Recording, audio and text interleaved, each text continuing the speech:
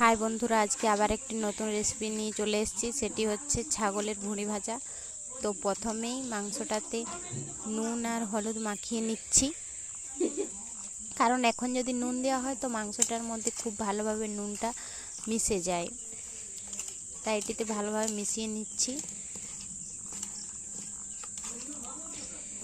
হলুদ একটু কম হয়েছে, তাই আর একটু হলুদ দিয়ে দিলাম।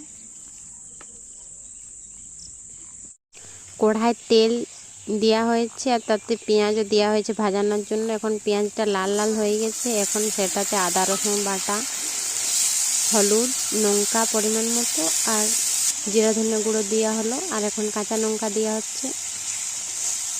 এখন ভালো করে মশলাটাতে ভেজে নিতে হবে। মশলাটা একটু লেগে যাচ্ছিল, তাই সামান্য পরিমাণ জল দিয়েছি। এখন মাংসটি কড়া থেকে দিয়ে দিয়েছি মশলার মধ্যে। এখন ভালো করে নেড়ে নিচ্ছে।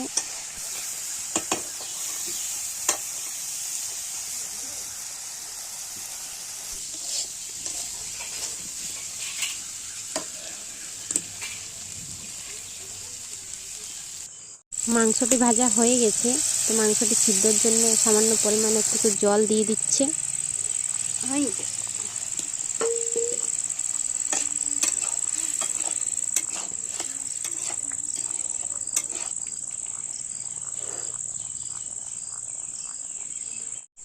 তো ছাগলের ভুঁড়ি ভাজা একদম রেডি, নামিয়ে নিয়েছি।